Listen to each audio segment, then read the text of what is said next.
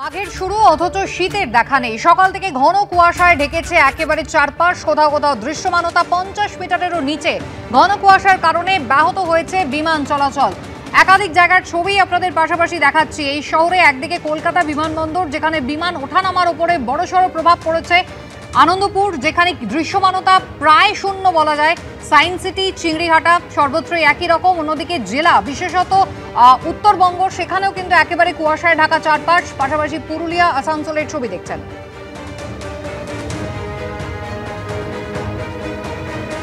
ব্রতদীপ ভট্টাচার্য আমাদের প্রতিনিধি রয়েছেন আমাদের সঙ্গে। ব্রতদীপ, কলকাতা বিমানবন্দরে কি পরিস্থিতি? বিমান ওঠানামায় কতটা প্রভাব পড়েছে?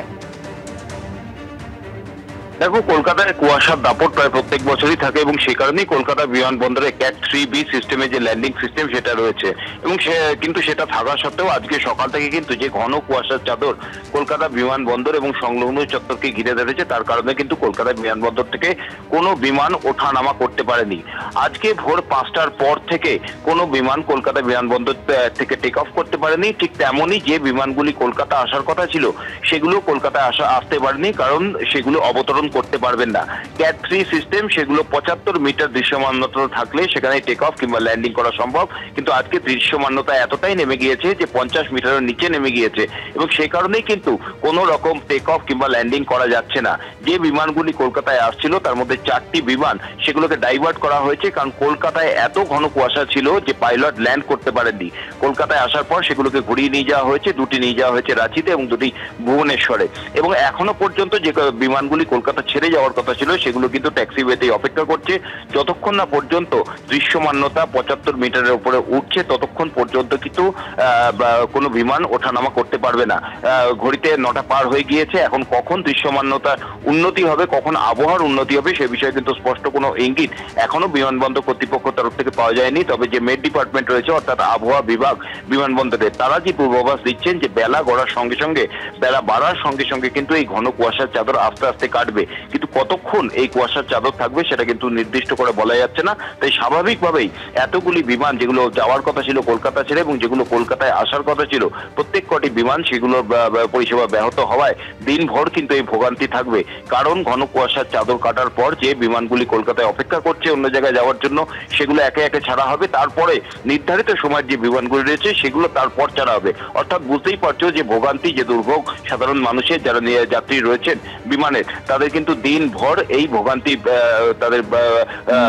ভোগান্তি তাদের থাকবে এবং কখন স্বাভাবিক হবে সেই বিষয়ে নিশ্চিত কোনো ইঙ্গিত পাওয়া যাচ্ছে না। তবে এইটুকুনি স্পষ্ট, যতক্ষণ না এই ঘন কুয়াশার চাদর কাটছে ততক্ষণ পর্যন্ত টেক অফ কিংবা ল্যান্ডিং কোনোটাই হবে না।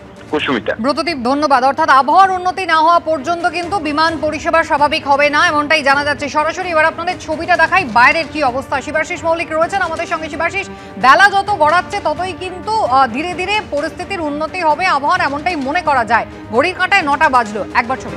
কুসুমিতা, এই মুহূর্তে আমি দাঁড়িয়ে রয়েছি কলকাতা ময়দান চত্বরে এবং যেমনটা দেখা যাচ্ছে, একটু আগে যে কথা ব্রতদীপও তুলে ধরছিল, 200 মিটার গড় দৃশ্যমানতা, 200 মিটার। আমি শান্তনু দত্তকে একটু ময়দান চত্বরের ছবিটা দেখাতে বলবো। ময়দান চত্বরে যে ছবি আমরা দেখতে পাচ্ছি, রাস্তা দিয়ে যে গাড়িগুলি যাতায়াত করছে অত্যন্ত ধীর গতিতে চলাচল করছে, কারণ দৃশ্যমানতা খুবই কম। দৃশ্যমানতা গড়ে 200 মিটার, কোথাও কোথাও 50 মিটারেরও নিচে।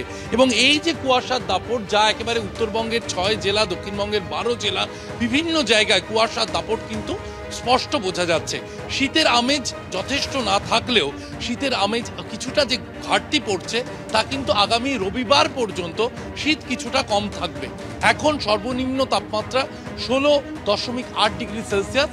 সেই সর্বনিম্ন তাপমাত্রা কিন্তু রবিবারের পর আরও 2-3 ডিগ্রি কমতে পারে, তখন শীতের আমেজ কিছুটা বাড়বে। সেক্ষেত্রে এই যে কুয়াশা নিয়ে আমরা আলোচনা করছিলাম, সেই কুয়াশার দাপট তখন কিন্তু আরও কিছুটা বাড়তে পারে এবং এখন যে সমস্যা দেখা যাচ্ছে যান চলাচলে, বিমান চলাচলে যে ব্যাঘাত ঘটছে, সেই সমস্যা কিন্তু কিছুটা বাড়তে পারে সোমবারের পর থেকে। তবে এখনো পর্যন্ত দুপুর বেলার যে তাপমাত্রা নিয়ে যদি আলোচনা করি, সেক্ষেত্রে বেলা বাড়লে যে শীত উধাও হয়ে যাচ্ছে এরকমই কিন্তু চলবে আগামী রবিবার পর্যন্ত। রবিবার পর্যন্ত বৃষ্টির কোনো পূর্বাভাস নেই এবং আলিপুর আবহাওয়া দপ্তর যেমনটা জানাচ্ছে তাতে বৃষ্টির কোনো পূর্বাভাস নেই এবং আপেক্ষিক আর্দ্রতা 49 থেকে যেহেতু 88 ডিগ্রি সেলসিয়াসের মধ্যে রয়েছে। সকালে শীত থাকছে, সন্ধ্যায় শীত থাকছে, কিন্তু দিনের বেলায় শীত কোথাও একটা উঠাও। একেবারে ধন্যবাদ।